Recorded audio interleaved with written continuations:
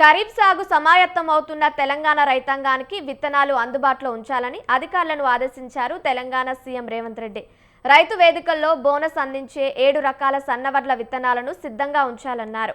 హైదరాబాద్ ఎంసీఆర్హెచ్ఆర్డీఓలో వ్యవసాయ శాఖపై కీలక సమీక్ష నిర్వహించిన రేవంత్ రెడ్డి అధికారులకు కీలక సూచనలు ఇచ్చారు. సన్నవడ్లను సబ్సిడీపైన ఇవ్వాలని మార్గనిర్దేశం చేశారు. ధాన్యం దిగుబడిపైన వ్యవసాయ శాఖకు సంపూర్ణ అవగాహన ఉండాలన్న రేవంత్ రెడ్డి సన్నవడ్లు పండించే రైతుల డేటా సేకరించాలని ఆదేశించారు.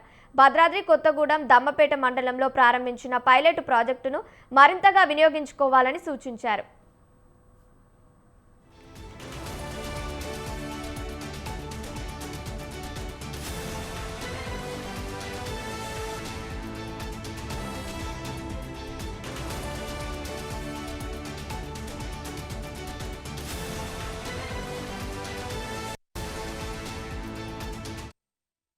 వ్యవసాయ శాఖలో సాంకేతికతను మరింతగా పెంచుకోవాలని, ఈ క్రమంలో ఏఐని మరింతగా వినియోగించుకోవాలని అధికారులను సీఎం నిర్దేశించారు.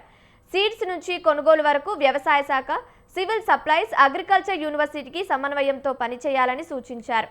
ఆయిల్ ఫెడ్ను బలోపేతం చేసుకోవాలన్న ఆయన అన్ని వ్యవసాయ మందులకు సంబంధించి ఓ యాప్ ఏర్పాటు చేసుకోవాలని సూచించారు. యాప్ ద్వారా బుక్ చేసుకునే యూరియాను రైతు వేదిక ద్వారా పంపిణీ చేయాలని సూచించారు.